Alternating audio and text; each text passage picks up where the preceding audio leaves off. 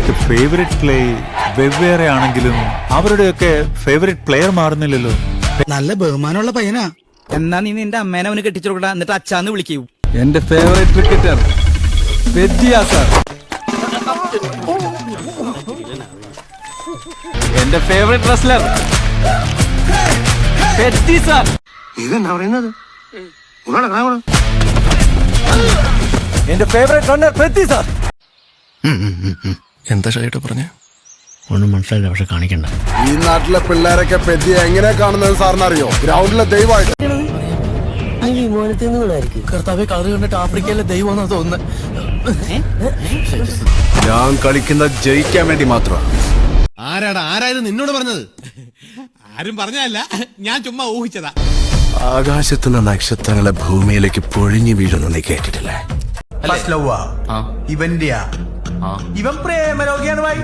അതിൽ വരണം ഈ വിജയനഗരത്തിൽ വന്ന് വീണതാടാ. ഒരു മാറ്റവും ഇല്ലല്ലോ. ഒന്ന് മോട്ടിവേറ്റ് ചെയ്തൂടെ? ഒരാൾക്കില്ലാത്ത കഴിവുണ്ടെന്ന് പറഞ്ഞ് മോട്ടിവേറ്റ് ചെയ്യുന്നതിലും വലിയ ക്രൈമില്ല. ഈ നിഷ്കളങ്കമായ മുഖത്തേക്കൊന്ന് നോക്കടാ. ഈശ്വര, എന്തൊരു ചൈതന്യം. ഒരു കാര്യം ഞാൻ പറഞ്ഞേക്കാം, നിന്റെ മറ്റടുത്ത ഉപദേശമൊന്നും എന്നോട് വേണ്ട. ഇതേപോലൊരു സാധനത്തിന് നീ പ്രേമിച്ചു അല്ലടാ? ഷാജി ഏട്ടാ, ഇവിടെ അരുതബു അരുത്.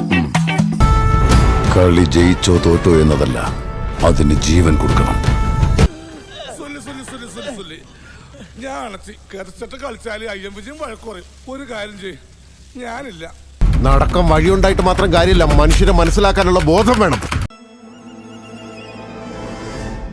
എന്തോന്ന് നീ എന്ത് തേങ്ങയാടി പറയുന്നേ? അവൻ വലിയ കളിക്കാരനാണെങ്കിൽ കളി എങ്ങനെ കളിപ്പിക്കണമെന്ന് നമുക്കറിയാലോ.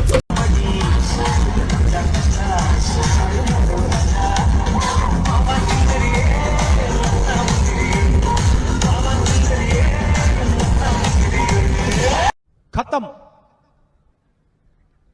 Bye bye, tata, goodbye, गया.